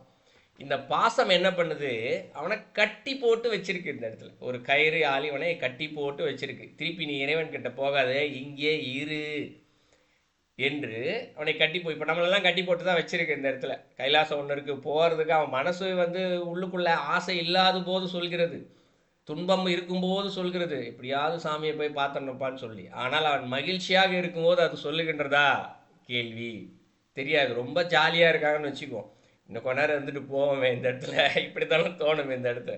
சரி, இந்த இடத்துல மகிழ்ச்சியாக இல்லை, சாதாரண நிலையில் குடும்பத்துக்குள்ளே இருக்கா, பாப்பா கைலாசத்துக்கு போகலாமா விட்டுருவானா, இல்லை கொஞ்சம் குடும்பம் இருக்குது, பசங்களுக்கெல்லாம் செட்டில் பண்ண வேண்டியிருக்கு, என்னை நம்பி 4 பேர் இருக்காங்க, இதை சொல்லுவார்கள் இந்த இடத்துல. இது வயதானவர்களே அப்படித்தான் பல நேரங்களில் சொல்லுவார்கள். பேரன் பசங்களாம் இருக்காங்க, கொஞ்ச நேரம் ஜாலியாக விளையாண்டுக்கிற பேச பசங்க கூட, இப்படித்தான் சொல்லுவார்கள் என்று. ஸோ இந்த மனம் என்ன பண்ணுது, இந்த பாசத்தினால் கட்டுப்பட்டு நிற்கின்றது. அதனால் இது துன்பம் வந்தாலும் இந்த இடத்துல அந்த நேரம் தான் சொல்லுவதை தவிர மீதி நேரம் சொல்கிறது கிடையாது. இந்த இடத்துல ஒரு ஆசையை அனுபவிக்கக்கூடிய இருக்கும்போது இருக்கக்கூடிய ஆர்வம் மனதிற்கு இறைவனத்தில் செல்ல வேண்டும் என்றால் அந்த ஆர்வம் இருப்பதில்லை. ஏனென்றால் கூடவே பயம் என்ற ஒன்றும் இருக்கின்றது. ஏன்னா இறைவன் இருக்க இடத்துல இந்த மாதிரி நிற்கிறதுக்கு, நம்ம நிற்கிறதுக்கு தர இருக்காது, மூச்சு விடுறதுக்கு காற்று இருக்காது இந்த இடத்துல, இந்த உடம்பு இருக்காது, வெளிச்சம் இருக்காது, இருட்டு இருக்காது, ஒன்றுமே இருக்காது அந்த இடத்துல, தண்ணி கூட இருக்காது அந்த இடத்துல. எப்படிப்பா வாழ போகிறோன்னு ஒரு பயமே அவனை செல்ல விடாமல் அங்கு தடுத்து விடும். ஸோ இப்போ இதுதான் அந்த மனம். எதனால தான் பந்தத்தில் போய் சிக்கி கொள்ளுது இந்த இடத்துல, இப்படித்தான் சிக்கி கொள்கின்றது நம்முடைய மனம் இந்த இடத்துல. அதை தான் 2வது ஸ்லோகத்தில் சொல்கிறாரு, மனிதன் பந்தத்தில் சிக்கி கொள்வதற்கும் மோட்சம் அடைவதற்கும். மோட்சம் எப்போ அடையுது இந்த இடத்துல, அது மனமே முக்கிய காரணம்னு சொல்கிறார் இல்லையா. எப்போ மோட்சம் அடையுது, இங்கே அந்த பாசம், அந்த பாசம் கட்டிலிருந்து விடுதலை அடைய வேண்டும் அந்த இடத்துல. அறிவில்லாத ஒரு பொருள் இருக்கு இல்லையா, பாசம், அதிலிருந்து மனிதன் விடுபடுவதற்கு இந்த மனம் முக்கிய காரணியாக இருக்கிறது. எப்படி? பக்தி, சரணடைதல், தர்மம், அறம், இது திருமந்திரத்தில் நிறைய சொல்லிட்டு வர்றார் இல்லையா? சாதக முறைகள், தியானம், ஜபம், பிராணாயாமம், இப்படி நிறைய முறைகள் வைக்கப்பட்டிருக்கு இந்த இடத்துல திருமந்திரத்தில். இதில் ஏதோ ஒன்றை நாம் கடைபிடிக்க வேண்டுமென்னாலும் இந்த மனம் நமக்கு கருவியாக இங்கே இருக்கிறது. அப்போ அந்த மனதை வைத்துத்தான் இந்த சாதகம், பக்தி, சரணடைதல் இவை அனைத்தையும் நாம் இங்கு செய்ய வேண்டும். அப்போ அதனால தான் இந்த இடத்துல அது மோட்சம் கொடுப்பதற்கும் அதுவே முக்கிய காரணம். மோட்சம் அடைவதற்கு, கொடுப்பதற்குல அடைவதற்கு, கொடுக்கறது இறைவன் தான் கொடுக்கணும். மோட்சம் அடைவதற்கும் முக்கிய காரணமாக இருக்கிறது. இதுதான் சொல்றாரு. அடுத்து என்ன சொல்றாரு? ராஜச தாமச குணங்களோடு கூடி விகாரப்படும் புத்தியே எப்போதும் மனதில் இருக்கின்றது அப்படிங்கிற. இப்போ மனம் ஒன்று இருக்கு, உள்ளுக்குள்ள புத்தின்னு ஒன்று இருக்கு. இந்த இடத்துல மனம், புத்தி, சித்தம், அகங்காரங்கள் 4 பொருள் சொல்லுவாங்க இந்த இடத்துல. ஸோ மனமானது எப்பொழுதும் கேள்வி கேட்டுக்கொண்டே இருக்கும், இது சரியா அது தவறா என்று. எப்பொழுது அது முடிவு செய்து விடுகின்றதோ அதுதான் புத்தி. எப்பொழுதெல்லாம் இங்கு சந்தேகம் வருகிறத இதில் மனசில், அதெல்லாம் புத்தி. வருபவர் ராமசாமியா குப்புசாமியா, இந்த உணவு சுவையாக இருக்குமா சுவையாக இருக்காதா, இல்லையவர் நம்மகிட்ட உண்மை பேசுகிறாரா பொய் பேசுகிறாரா, இப்படி பல விஷயங்கள் கேள்வியாக வருவது எல்லாமே மனம்தான் இந்த இடத்துல. அது முடிவு செய்வது அனைத்தும் புத்தி. இப்போ முடிவு எதை செய்கிறதோ அதைத்தானே நம்ம இந்த இடத்துல செயல்படுத்துகிறோம். ஒரு இடத்துக்கு போகலாமா வேணாமான்னு சந்தேகம் இருந்துக்கிட்டே இருக்குது இந்த இடத்துல. அப்போது சந்தேகம் இருக்கும்போது மனம் இந்த இடத்துல இப்போ கொஞ்ச நேரத்தில் என்ன ஆயிடுச்சு, சரி போகலாம் அப்படின்னு முடிவு செய்து விட்டு கிளம்புவதற்கு செயல்பட ஆரம்பிக்கிறோம். அப்போ புத்தி தான் இந்த இடத்துல முடிவு செய்து, ரைட் இங்கே நீ போகலாம் என்று அது புத்தி தான் சொல்லுது. புத்தி சொல்வதைத்தான் இங்கு உடம்பு கேட்டு செயல்படுகிறதே தவிர்த்து மனம் கேட்பதை அது செயல்படுவது இல்லை. உதாரணத்துக்கு யார்ட்டையாவது பேசிக்கிட்டு இருக்கோன்னு வச்சுப்போம். ஏதோ ஒரு நிகழ்வுக்கு கூப்பிட்டுருப்பாரு, நம்மளால் போயிருக்க முடியாது, இந்த இடத்துல மறந்துருப்போம், ஏதோ ஒன்று நடந்திருக்கும். இப்போ அடுத்த வாட்டி பார்த்து ஏங்க வரல ஏதாவது ஒரு கேள்வி கேட்பார். கொஞ்சமும் நாம் இந்த இடத்துல தயங்காமல் போய் சொல்லுவோம். மறந்துட்டேன்னு சொல்ல மாட்டோம் உண்மையை, இல்லை வேறு வேலை இருந்தது, இல்லை அங்கே போயிட்டேன் இங்கே போயிட்டேன், ஏதாவது தயங்காமல் போய் சொல்லுவோம். இந்த இடத்துல எல்லாருக்கும் இருக்கக்கூடிய அனுபவம். இந்த இடத்துல ஏதோ ஒரு வகையில் மனம் சொல்லும், நீ பொய் சொல்கிறாய், இது தர்மத்திற்கு எதிரானது, அறத்திற்கு எதிரானது என்று மனம் இங்கு நமக்கு உள்ளே இருந்து சொல்லும். ஆனால் மனம் சொல்வதை வாய் இங்கு கேட்காது. ஆமாங்கய்யா நான் மறந்துட்டேன், என் மீது தவறு அப்படி என்று மனமாற சொல்வதற்கு தயங்கும். ஆனால் புத்தி என்ன பண்ணும் இந்த இடத்துல, ஒரு சிறிதும் தயங்காது, பொய் சொல்லிக்கிட்டே இருக்கும் தர்மத்திற்கு எதிரான செயல்கள். ஏன்னா அவர் தவறாக நினைச்சிடக்கூடாது, தன்னை பற்றி உயர்வாகவே நினைக்கணும். ஏன்னா உள்ளுக்குள்ளே நான் என்ற அகங்காரம் இருக்கின்றது. அதனால் அவர் உயர்வாக நினைக்கணும் இந்த இடத்துல. அதனால என்ன பண்ணுது இந்த இடத்துல, பொய் சொல்கின்றது. அதைத்தான் இந்த இடத்துல சொல்றாரு, ராஜச தாமச குணங்களோடு கூடி விகாரப்படும் புத்தியே. அப்போ புத்தி என்ன பண்ணுது இந்த இடத்துல, ராஜச குணமும் தாமச குணங்களோடு கூடி இருக்கிறது. ஏற்கனவே குணங்களை வச்சு நிறையா படிச்சிருக்கோம் இந்த இடத்துல. தாமச குணங்களும் கோபம், தீமை, இதை மட்டும்தான் அந்த குணங்கள் வைத்திருக்கிறது. ராஜச குணங்களுக்கு செயல் நடக்கணும் இந்த இடத்துல. நமக்கு ஒரு காரியமாக வேண்டுமென்றால் இந்த புத்தி எந்த பொய் சொல்வதற்கும் எங்கும் தயங்கவே தயங்காது. இந்த இடத்துல சர்வசாதாரணமாக பொய் சொல்லிட்டு போயிட்டே இருக்கும் இந்த இடத்துல அந்த புத்தி. அதனால தான் 2 குணத்தை சொல்கிறார். ராஜச செயல் நடப்ப வேண்டும் என்பதற்காக பொய் சொல்கின்றது. அது மேலே கோபம் குணம், இதுதான் எப்பயுமே புத்தியில் இருக்கான். அந்த புத்தி இது இருக்கின்றதுனால் மனதில் இருக்கிறது. இதனால் மனம் மாசடைகிறது. ஸோ மனம் இந்த இடத்துல மாசடைவதற்கு மூல காரணமாக இருப்பதற்கு காரணம் இங்கு புத்தி. அப்போ இதிலிருந்து நாம் என்ன தெரிந்து கொள்ள வேண்டும், செயல்பட ஆரம்பிக்கும் பொழுதும் முடிவு செய்து நம்முடைய செயலாக இருக்கும்போதும், இது மனதால் இருக்கக்கூடிய செயலாகவும் இருக்கலாம், உடம்பால் செய்யக்கூடிய செயலாகவும் இருக்கலாம். ஒவ்வொரு முறை இந்த செயலை இருக்கும் பொழுதும், இது ராஜச குணத்திலிருந்து வரக்கூடியது செயல். இந்த செயல் இருக்கும்போதும் இதில் தர்மம் இருக்கின்றதா, அறம் இருக்கின்றதா, இந்த செயலினால் நாம் இறைவனிடத்தில் செல்வோமா, பாவம் மீதும் சேருமா, இந்த சிந்தனை இதனை கேள்வி தானே, மனமானது சிந்திச்சுக்கிட்டே தானே இருக்கும். அப்போ இந்த கேள்வி மனதில் கேள்வியாக எழ வேண்டும் இந்த இடத்தில் இல்லையா. ஒரு பொய் சொல்லும்போது கூட இது பொய் தானே, சொல்லலாமா வேணாமா யோசனை இருக்கு. மனம் அப்போ என்ன பண்ணணும், இல்லை பொய் சொல்லக்கூடாது என்பதில் உறுதியாக இங்கே இருக்க வேண்டும் இந்த இடத்துல. அப்போது புத்தி என்ன பண்ணுது, அதன் போக்கில் போகிறத மனசு கொஞ்சம் இழுக்கணும் இந்த இடத்துல. இல்லை நீ சொல்லாதே செய்யாதே அப்படின்னு சொல்லி புத்தி என்ன செய்யணும், அதன்படி போவதை நிறுத்திவிட்டு, அதாவது இந்த ரெண்டு பக்கமும் போகுது அப்படின்னு சொன்னோம் இல்லைங்களா, இந்த இடத்துல பந்தத்திலையும் சிக்கிக்கொள்வதற்கும் மோட்சம் அடைவதற்கும் அதுதான் முக்கிய காரணமாக இருக்குது அப்படின்னு சொன்னோம் இல்லைங்களா. அப்போ அந்த பக்கம் தான் போகும் இந்த இடத்துல. எந்த பக்கம் போகும் இந்த இடத்துல, அந்த பந்தத்தில் சிக்கிறதுக்கு தான் அவங்க புத்தி இழுத்துட்டு போகும். ஆனால் அந்த புத்தி என்ன பண்ணோம், மோட்சம் அடைவதற்கு இந்த இடத்துல பயன்படுத்தி கொள்ள வேண்டும் இந்த இடத்துல. அதை தான் அரசே கவனமாக கேள் அப்படிங்கிறது. நான் இன்னும் என்னென்னலாம் சொல்ல போகிறேனோ இதெல்லாம் ரொம்ப நீ கவனமாக கேட்டுக்கோ. கேட்டுக்கிட்டு என்ன பண்ணு, மனசுனா என்னன்னு தெரிஞ்சிக்கோ, புத்தினா என்னன்னு தெரிஞ்சிக்கோ. தெரிந்து கொண்டு அதன்படி உன்னுடைய சிந்தனையை சிந்தித்து உன்னுடைய புத்தியை நீ செயல்படுத்து. அப்போது அது என்ன பண்ணுது, உனக்கு மனம் இந்த இடத்துல எல்லாத்தையும் இந்த இடத்துல மோட்சத்தின் வழியாக அதை அழைத்து செல்லும். அப்போ பந்தத்தில் இந்த இடத்தில் சிக்கி கொள்ளாது, அறிவில்லாத பொருளோடு சிக்கி கொள்ளாது. ஏன்னா நடுவில் நிற்கிது இந்த இடத்துல மதி பசு பாசம். பசு நடுவில் நிற்கிது. ஒன்று இடது பக்கம், முதல் பக்கம் மேலே நோக்கி போகணும், பதியை நோக்கி போகணும், வீரையை நோக்கி, பேரறிவை நோக்கி போகணும். அதுக்கு சிற்றறிவு இருக்குது. இந்த பக்கம் அறிவில்லாத ஒரு பொருள் இருக்குது. இப்போது இது எங்கே போகணும் வழக்கமாக, நம்ம ஏதாவது ஒரு பொருள் நம்ம கொடுக்குறாங்கன்னா 3 பொருள் கொடுக்குறாங்க. இது நல்ல பொருள், இது நடுநிலை பொருள், இது சரியில்லாத பொருள். உனக்கு எது வேணுமோ இலவசமாக எடுத்துக்கொள்னு சொன்னால் நம்ம என்ன செய்வோம், நல்ல பொருளை தான் எடுத்துக்கொள்வோம் இல்லையா. தங்கமோ வெள்ளியோ ஒரு இரும்பையோ வச்சாங்கன்னா நம்ம எதை போவோம், முதல்ல தங்கத்துக்கு தான் நம்மளுடைய மனம் செல்லும், எடுத்துக்கணும். அப்போ நம்ம பதியை நோக்கி தானே போடணும். அப்போ மனதினால் செய்யக்கூடிய செயல்கள் இந்த இடத்துல, மனதின் வழியாக உடம்பினால் செய்யக்கூடிய செயல்கள் எதையெல்லாம் என்னென்னலாம் இருக்கோ எல்லாம் மனதின் வழியாக தான் நடக்குது. இது பேரறிவை நோக்கி செல்கின்றதா, பதியை நோக்கி செல்கின்றதா என்பதை ஒவ்வொரு வினாடியும் நாம் சிந்தித்து சிந்தித்து சிந்தித்து செயல்பட்டோமே ஆனால் அது நம்மை மோட்சத்தை நோக்கி அழைத்து செல்லும். இதைத்தான் ரொம்ப கவனமாக கேட்டுக்கோ அப்படின்னு சொல்கிறாரு. புத்தி செயல்படும் போதெல்லாம் நம்ம சிந்திச்சுக்கணும், நம்மக்கிட்ட ராஜசகுணம் வருது, தாமச குணம் வருது, நம்ம சத்வகுணத்துக்கு போகணும், அமைதியாக இருக்கணும் என்ற எண்ணம் இங்கு மனதில் தான் தோன்றும். எல்லாம் மனம் முக்கியமானதுன்னு சொல்லிட்டேன். ஸோ இதை தெரிஞ்சுக்கோ, அரசே கவனமாக கேட்டுக்கொள் அப்படின்றார். ஏன் கவனமாகன்ற வார்த்தையை பயன்படுத்துகிறாரு அப்படின்னா, இதை 2 வகையாக புரிஞ்சிக்கலாம். ஒன்று, சாதாரணமாக இப்போ பேசிக்கிட்டு இருக்கோம், இல்லை படிக்கிறோம், ஏதோ ஒன்று நல்ல விஷயந்தான், அது மறந்து போகும். ஏன் மறந்து போகுது, நமக்கு அதில் ஆர்வம் இல்லாத ஒரு காரணத்தினால். உணவு சாப்பிடுவதில் இருக்கக்கூடிய ஆர்வம், தனக்கு பிடித்த உணவு செய்கிறாங்க அப்படின்னு அதை சாப்பிடுவதில் இருக்கக்கூடிய ஆர்வம், நாம் ஒரு உறவினரையோ நண்பரையோ சந்திக்கும் போது இருக்கக்கூடிய ஆர்வம், பந்த பாசம் குடும்ப உறவுகள் இருக்கக்கூடிய ஆர்வம் கேட்கும்போது சிறிதளவு குறைவாகத்தான் அது இங்கு இருக்கிறது.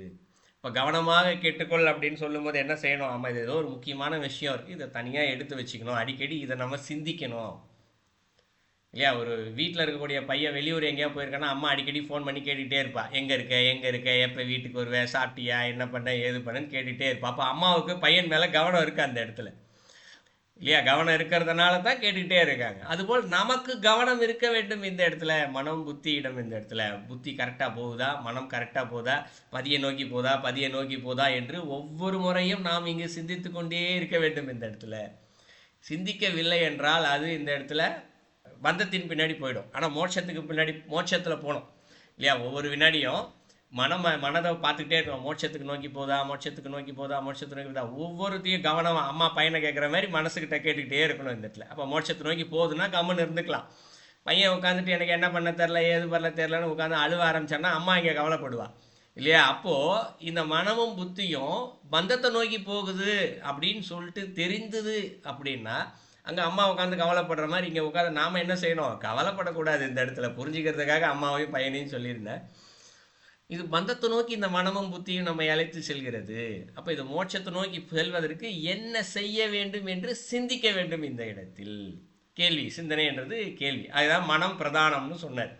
அப்போது சிந்திப்பதற்கு இங்கே மனம் முக்கியமானதாக இருக்கின்றது இல்லையா. அப்போ மனதால் நம்ம சிந்தித்தோம்னு வச்சுக்குவோம், அப்பா இப்போ 1 மணி நேரம் செஞ்சுருக்கோம், இல்லை நைட்டு படுக்கும்போது ஒரு சின்ன யோசனை, இன்றைக்கி செய்த செயலில் பந்தத்தை நோக்கி போச்சா மோட்சத்தை நோக்கி போச்சா, மோட்சத்தை நோக்கி போச்சு, நிம்மதியாக படுத்து தூங்கிடலாம். இல்லை பந்தத்தை நோக்கி போச்சு அப்படின்னா நாளையிலிருந்து கொஞ்சமாவது மோட்சத்தை நோக்கிய பயணத்திற்கு இந்த மனதை புத்தியை தயார்படுத்தி கொள்ள வேண்டும் என்ற ஒரு சிறு சிந்தனை வந்துவிட்டால் அப்போ தினந்தோறும் இது நடந்து கொண்டே இருக்கும்பொழுது என்னாகும், இந்த இடத்துல இந்த இறைவன் கொடுத்திருக்கக்கூடிய ஒரு பிறவி நம்மை முழுமையாக மோட்சத்தை நோக்கியே அழைத்து செல்லும் இந்த இடத்தில்.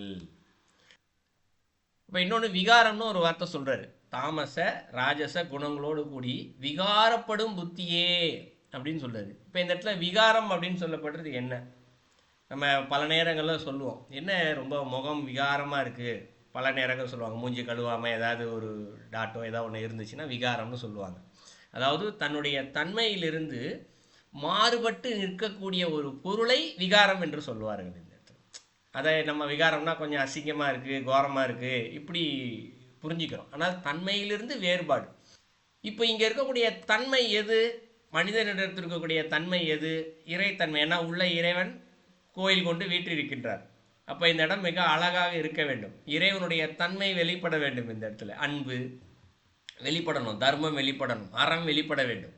ஆனால் இது வெளிப்படாமல் வேறுபட்டு தர்மம் வரவில்லை, அறம் வரவில்லை, அன்பு வரவில்லை.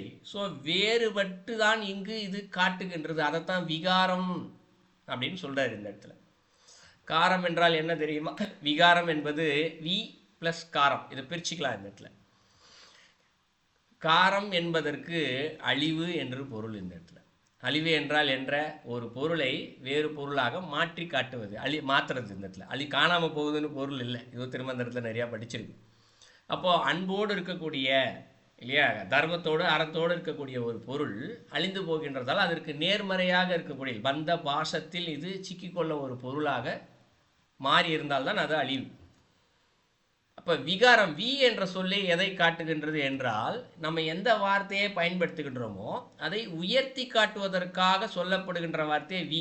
இது தமிழாசிரியர்கள் நிறைய பேர் தெரிஞ்சு வச்சுருப்பாங்க இந்த இடத்துல. அதனால தான் விநாயகர்ன்ற வார்த்தை கூட பயன்படுத்துகிறோம். நாயகர் என்றால் தலைவன், விநாயகர் அப்படின்னு சொல்லும்போது என்ன ஆகுது, இந்த இடத்துல தலைவனை உயர்த்தி காட்டுவதற்காக வி என்ற வார்த்தையை சேர்த்து விநாயகர் என்று நம்ம இங்கே பயன்படுத்துகிறோம். இப்போ விகாரம் என்ற வார்த்தைக்கு எப்படி பொருள் எடுத்துக்கலாம்? ஒரு பொருள் இப்போ தர்மம், அறம், அன்பு இதிலிருந்து வேறுபட்டு இது நிற்கின்றது இந்த இடத்துல. அதனால தான் இந்த இடத்துல விகாரம் என்ற வார்த்தையை அவர் பயன்படுத்துகிறார். இந்த இடத்துல விகாரப்படும் புத்தியே அப்படிங்கிறார். அப்போது மாறுபட்டு நிற்கின்றது இந்த இடத்துல. எப்படி பந்தத்திலேயே நோக்கி தான் அது போய்கிட்டே இருக்குது, அழிவை நோக்கி தான் போய்கிட்டே இருக்குது இந்த இடத்துல. அதனால் நீ கவனமாக கேட்டுக்கோ அப்படின்னு சொல்கிறார் இந்த இடத்துல. அப்போ கவனம் என்ற ஒன்று இருக்கும் பட்சத்தில், எச்சரிக்கையாக இருக்கும் பட்சத்தில் என்ன ஆனாலும் சரி. இப்போ வெளியில் ஒரு குடும்பத்தோடு வெளியில் போகிறாங்கன்னா அப்பா அம்மாவோ குழந்தை கையை விடவே மாட்டாங்க, கவனமாக பிடிச்சிக்கிட்டே இருப்பாங்க, காணாமல் போயிடும். அந்த மாதிரி நாம் என்ன பண்ணணும், இங்கே தர்மத்தையும் அறத்தையும் அன்பையும் கெட்டியாக பிடித்து கொள்ள வேண்டும். அப்போ தான் என்ன பண்ணும், இந்த இடத்துல விகாரப்படாது.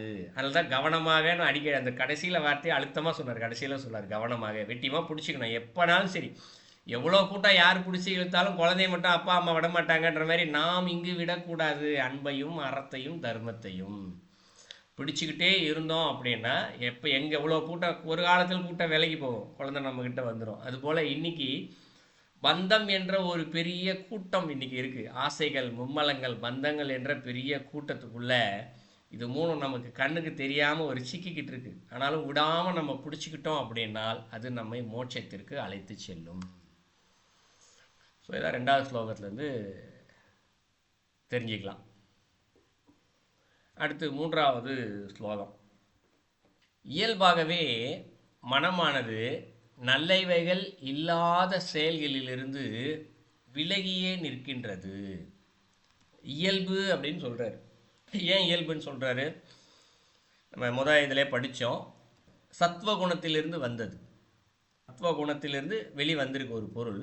அப்போ அது சத்வகுணத்தோடு தானே இருக்கும், அமைதியோடு தானே இருக்கும் இந்த இடத்துல. அப்போ இயல்பாகவே மனமானது நல்லவைகள் இல்லாத தீய செயல்களிலிருந்து விலகி நிற்கின்றது அப்படின்னு சொல்கிறார். அப்போ என்ன பொருள்? நல்லதை மட்டும்தான் நினைக்கிது மனசு இயல்பாகவே. இப்போ உலகத்தில் பார்த்தா எவ்வளோ பெரிய கொலைகாரனாக இருந்தால் கூட சரி, நான் எவ்வளோ நல்லவன் தெரியுமான்னு தான் சொல்லுவான் இந்த இடத்துல. எவ்வளோ மாதிரி நல்லவன் இப்படி தான் சொல்லுவாங்க இந்த இடத்துல. ஏன்னால் மனம் இந்த இடத்துல நல்லதை மட்டும்தான் இந்த இடத்துல சிந்திப்பதில் கவனமாக இருக்கிறது. ஆனால் என்ன ஆயிடுது, அது சிந்தனையோடு நின்று விடுகின்றதை தவிர்த்து செயல்பாட்டுக்கு வருவதில்லை. யாராக இருந்தாலும் சரி இல்லையா, என்கிட்ட பணம் மட்டும் இருந்துச்சுன்னா அந்த கோயிலுக்கு அவ்வளோ நல்லது செய்வேன்ப்பா, என்கிட்ட பணம் மட்டும் இருந்ததுன்னா எல்லாத்துக்கும் சாப்பாடு போடுவோம்ப்பா, இப்படி இயல்பாகவே எல்லாரும் சொல்லுவாங்க. நிறைய பேர் சொல்கிறத கேட்டிருக்கலாம், நமக்கே கூட சில நேரங்களில் அந்த சிந்தனை வந்திருக்கும் இந்த இடத்துல. ஆனால் அதை செயல்படுவதற்கு புத்தி விடாது இந்த இடத்துல. சூழ்நிலை இருந்தாலும் புத்தி விடாது இந்த இடத்துல. அப்போ இயல்பாக மனம் தான் என்ன பண்ணுது இந்த இடத்துல, நல்லவைகளில் தான் இருக்குது இந்த இடத்துல. ஆனால் ஒரு வார்த்தை அவர் நேரடியாக சொல்லியிருக்கலாம், இயல்பாகவே மனம் நல்லதை மட்டுமே சிந்தித்து கொண்டிருக்கின்றது, நல்லதுக்குள்ளே மட்டும்தான் இருக்குன்றதை அவர் நேரடியாக பயன்படுத்திருக்கலாம் வார்த்தையை. ஆனால் அவர் என்ன சொல்கிறாரு, நல்லவைகள் இல்லாத தீய செயல்களிலிருந்து விலகி நிற்கின்றது அப்படின்னு சொல்கிறாரு. ஏன் அப்படி சொல்கிறாரு, அந்த வார்த்தை எப்படி புரிஞ்சிக்கலான்னா, இங்கு தீயவைகள் தான் அதிகமாக இருக்கின்றது, தீயவைகளுக்குள் நடுவில் இந்த மனமானது இருக்கின்றது. அப்போ என்ன பண்ணுது, புத்தி தான் நிறைய வேலை செய்யுது இந்த இடத்துல. புத்தி தான் முடிவெடுத்து கொள்கிறது இந்த இடத்துல. நான் இதைத்தான் செய்வேன், எனக்கு ஆசை இதுதான், யார் எப்படி போனாலும் எனக்கு என்ன, எதை பற்றியும் எனக்கு கவலை இல்லை, எனக்கு இது வேண்டும். அந்த எண்ணத்தில் அந்த புத்தி செயல்பட்டு கொண்டே இருக்கும் பட்சத்தில் அப்போ தீயவைகள் தான் அங்கு அதிகமாக இருக்கின்றது.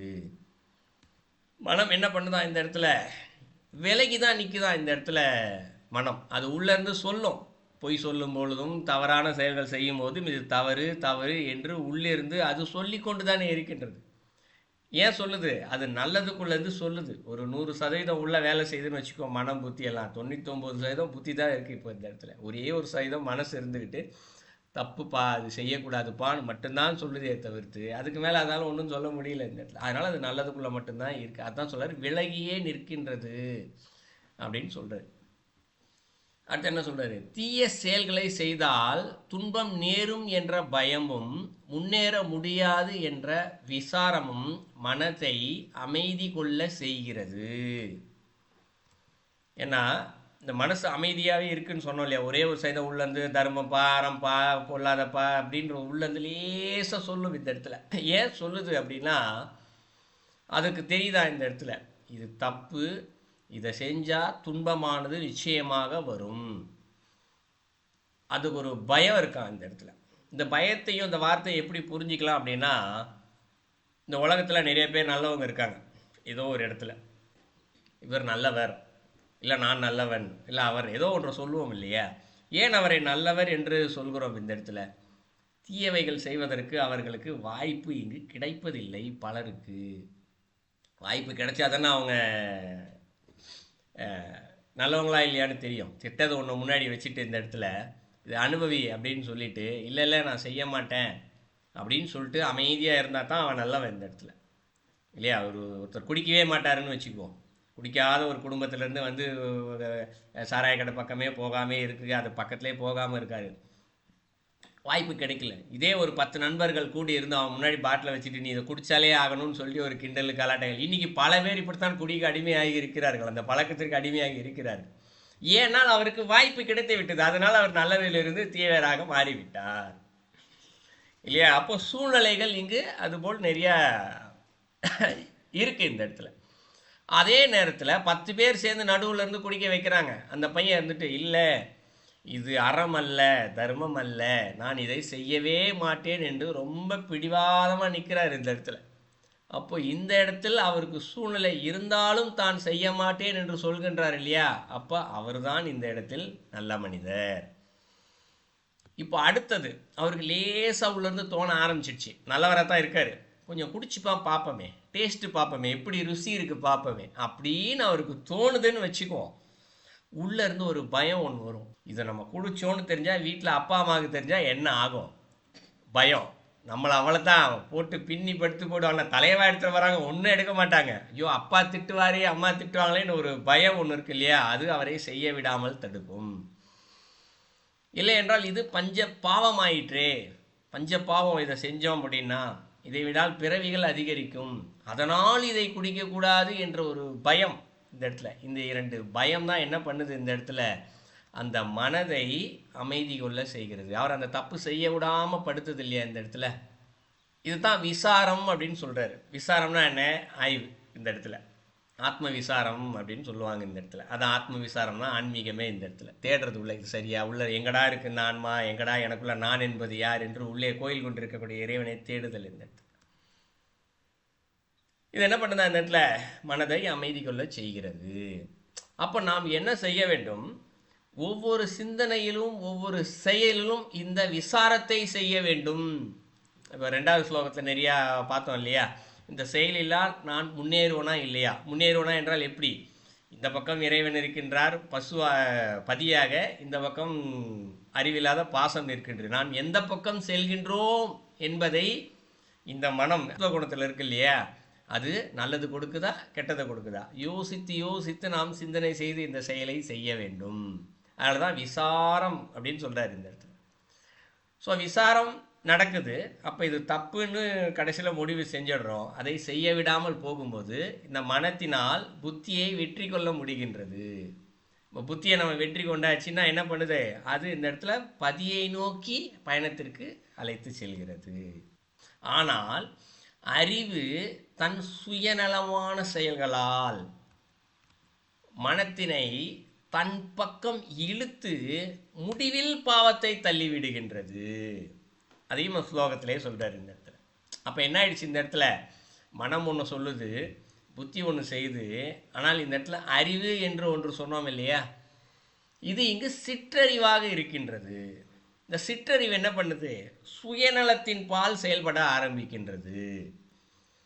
இப்போ ஒரு வேலைக்கு தேடி ஒரு 4 பேர் போகிறாங்கன்னு வச்சுக்குவோம். 4 பேருக்கும் என்ன மனநிலை இருக்கும்? இந்த வேலை எனக்கு தான் கிடைக்கணும், 3 பேர் எப்படி போனால் எனக்கு என்ன, இந்த எண்ணம் தானே இருக்குது இந்த இடத்துல. கோயிலில் பிரசாதம் கொடுக்குறாங்க. இந்த இடத்துல ஒருத்தருக்கு மட்டும் சாமிக்கு நைவேத்தியம் பண்ண பிரசாதம் கிடச்சிருச்சு இந்த இடத்துல கையில். அவர் என்ன பண்ணுறாரு? இந்த இடத்துல சுற்றி 10 பேர் இருக்காங்க, எல்லாருக்கும் இந்த அருள் கிடைக்கட்டுமே அப்படின்னு சொல்லிட்டா கொடுப்பாரு. இந்த இடத்துல முதல்ல யாரும் பார்த்தா பிடிங்கிட்டா அவங்களுக்கு எதுவும் போயிருமோ அப்படின்னு சொல்லிட்டு தான் முதல்ல மொத்தத்தையும் சாப்பிட்றாங்க. என்னமோ அந்த பிரசாதத்தை சாப்பிட்டோடனே அப்படியே பிரசாதம் அவர்களை மோட்சத்துக்கு அழைத்து செல்வது போல் அவர்களுக்குள் ஒரு பிம்பம் எண்ணம். இந்த இடத்துல கையில் ஒரு பொறுக்கை ஒட்டி இருந்தால் கூட அப்படியே நக்கி சாப்பிட்ருவாங்க இந்த இடத்துல. அந்த அளவிற்கு அந்த அறிவு என்ன செய்கிறது? அவர்களை சிற்றறிவு, ரொம்ப சிறுமையான அறிவாக வச்சிருக்கு இந்த இடத்துல. இது ஒரு பிரசாதம், இது கூட்டிகிட்டு போகாது. இந்த பிரசாதத்தை 4 பேர் கொடுத்தா 4 பேரும் மகிழ்ச்சி அடைவார்கள், 4 பேருக்கும் இறைவனுடைய அருள் கிடைக்கும், 4 பேருக்கும் நல்லது கிடைக்கும், இதுவே உலகத்திற்கு சிறந்தது என்ற எண்ணம் தான் அவரை பதியை நோக்கி அழைத்து செல்லுமே தவிர, இந்த பிரசாதத்தை சாப்பிட்டேன்னு அது இந்த இடத்துல சிற்றறிவு என்ன பண்ணுது? பாசத்தை நோக்கித்தான் அது இந்த இடத்தில் அழைத்து செல்லும். ஏன்னா பற்று, அந்த பிரசாதத்து மேலே ஒரு பற்று. இப்போ ஒரு கோயில் பிரசாதத்திலே இந்த அளவுக்கு ஒரு பற்று இருக்குன்னா, அப்போ உலக ரீதியாக யோசித்து பாருங்கள். ஒரு வேலையில் இல்லையா, எனக்கு தான் இந்த வேலை கிடைக்கணும், யாருக்கு கிடைச்சாலும் கிடைக்கட்டாலும் கவலையே கிடையாது. இந்த எண்ணம் தான் என்ன பண்ணுது? அவர்களை பாசத்தை நோக்கி அழைத்து செல்கிறது. கடைசியில் என்ன பண்ணுது? பாவத்தில் தள்ளிவிடுகின்றது. ஏன் பாவத்தில் தள்ளுது? இன்டர்வியூவில் போய் உட்காந்தோடனே இவனை விட பிரில்லியண்ட்டான ஒருத்தன் வந்து உட்காந்துருக்கான்னு வச்சுக்கோங்க. புரிஞ்சிக்கிறதுக்காக சொல்கிறேன். இவன் கூட படித்த பையனே, ஒரு நல்லா படிக்கிற பையன் வந்து உட்காந்துருக்கான்னா இவனுக்கு என்ன யோசிப்பான்? நமக்கு தான் வேலை கிடைக்கணும், ஆனால் அவன் வந்து இன்டர்வியூக்கு வந்திருக்கான், இன்டர்வியூவில் உள்ளே போய் உட்காந்துருக்கான், கேள்வி கேட்டிருக்காங்க. சாமி கேட்குற கேள்விக்கெல்லாம் அவன் தப்பாக பதில் சொல்லணும்ப்பா. மனசு பிரார்த்தனை செய்யுமா செய்யாதா? சாமி நான் மட்டும்தான் நல்ல பதில் சொல்லணும்ப்பா, அவங்க கேட்குற கேள்விக்கெல்லாம் எனக்கு தான்ப்பா பதில் சொல்லணும், எனக்கு தான் பதில் தெரியணும், அவருக்கு பதில் எதுவும் தெரியக்கூடாது, அவர் தப்பாக பதில் சொல்லணும், அவருக்கு வேலை கிடைக்கக்கூடாது. இந்த எண்ணம் பாவ எண்ணம் இல்லையா? இது தர்மத்திற்கு எதிரான, அறத்திற்கு எதிரான, அன்பிற்கு எதிரான எண்ணம் இல்லையா? இந்த எண்ணம் தான் என்ன பண்ணுது? அவரை பாவத்தில் தள்ளி விடுகின்றது. இதுதான் இந்த இடத்துல சொல்கிறாரு 3வது ஸ்லோகத்தில். அத்தியாயமே கொஞ்சம் மனதையும் அறிவையும் புத்தியையும் வச்சு பேசுவதனால இதுபோல் ஓமைகள் சொன்னால் மட்டும்தான் நிறையா புரிந்து கொள்ள முடியும். அதனால இவ்வளோ நேரம் போயிடுச்சு. ஸோ தொடர்ந்து 4வது ஸ்லோகத்திலிருந்து அடுத்த வகுப்பில், அடுத்த சனிக்கிழமை காலை வகுப்பில் பார்க்கலாம். இதில் ஏதாவது கேள்விகள், கருத்துக்கள் இருந்தால் சொல்லுங்கள். சைவ சித்தாந்தத்தை பற்றி நான் ஒன்றும் பேசலை, தெரிந்த அளவுக்கு 1-2 சொல்லியிருக்கேன். இதில் ஏதாவது மாற்று கருத்துக்களோ இல்லை வேறு ஏதேனும் சேர்த்து சொன்னால் சரியாக இருக்கும் என்று யாராவது சிந்தித்தால் சைவ சித்தாந்தம் படித்தவர்கள் தங்களது கருத்தையும் சொல்லலாம். நான் சொல்லதில் ஏதேனும் சிறு பிழை, தவறு இருந்தாலும் சுட்டி காட்டலாம். ஒன்றும் தவறொன்றும் இல்லை, தவறு ஒன்றும் இல்லை. அதான் 96 தத்துவங்களும் எங்களுக்குள்ளதான் இருந்து வேலை செய்யுதுன்றதை புரிஞ்சா சரி. அது கூகுள்ல நீங்க பார்க்க சொன்னீங்க, கூகுள்ல இருக்குது, நிறைய இருக்குது. ஆனா சமஸ்கிருதமும் தமிழும் கலந்து இருக்கேக்க பார்க்க இது அதான்னு சொல்லி நிறைய நிறைய பக்கங்களை பார்த்து அதுல இருந்தா நீங்க கண்டுபிடிக்கணும். பார்த்து பார்த்து நோட்ஸ் எடுத்து எடுத்து எடுத்து. நல்லது. கேள்விகள் ஐயா கருத்துக்கள் வணக்கம் ஐயா. சொல்லுங்க ஐயா. ஒரு அற்புதமான ஒரு கருத்துண்டு என்னென்றால், இந்த மனம்ன்றதை பற்றி இப்ப நான் ஒரு கூட மனம் ஒரு கூடாத சாமான்ன்றதும் இருந்தது, நல்ல விலையும் செய்திருந்தது. ஆனா இன்றைக்கு தெரியுது மனம் சித்தத்தில இருந்த என்ன சத்துவ குணத்திலிருந்து உருவானது. மனம் எப்பவும் நல்லதைத்தான் சிந்திக்கும். ஆனா மனத்திலிருந்து விகாரப்பட்டு புத்தி தான் எங்களை தடுமாறி இது வைக்கிறன்றது. அது ஒரு நல்ல ஒரு இதொன்று இன்றைக்கு விளங்கக்கூடியதா இருந்தது. இப்ப மனம்ன்றது இந்த சத்துவ குணத்திலிருந்து தான் உருவாயிருக்கு. ஆமாம் ஐயா. அப்படித்தானே சொல்றீங்க. அது அப்ப மனம் எப்பவும் நல்லதான் செய்யும். ஆனா உங்களுக்கு புத்தி தான் எங்களை தடுமாற வைக்கிறது, புத்தி சிந்திக்கிறது. ஆனா மனம் எப்பவும் நல்லதான் செய்யும். அது ஒரு முக்கியமான ஒரு பாயிண்ட் ஒன்று நான் இன்றைக்கு அறியக்கூடிய இருந்தது. மற்றதும் ஒன்று சொன்னீங்கள், இப்ப நாங்கள் 36 96 தத்துவமோ 24 தத்துவமோ ஒன்று இல்லை. ஏதாவது ஒரு தத்துவத்தை நாங்கள் வடிவா விளங்கினா கூட அதிலிருந்து மற்றதுகள் இலவா விளங்கக்கூடும். இப்ப சில இடங்களில் 24 திருமூலர் 24 தத்துவம் குறிப்பிடுறார், 36 தத்துவம் குறிப்பிடுறார், 96 குறிப்பிடுறார். இப்ப ஆத்ம தத்துவங்கள் 24 நாங்கள் விளங்கினாலே அடுத்த நிலைக்கு நாங்கள் போகலாம். அந்த அதுவும் ஒரு பாயிண்ட் ஒன்று சொன்னீங்க. அது நல்ல ஒரு கருத்துண்டு. நல்லா இருந்த ஐயா. நன்றி ஐயா. நல்லது நல்லது.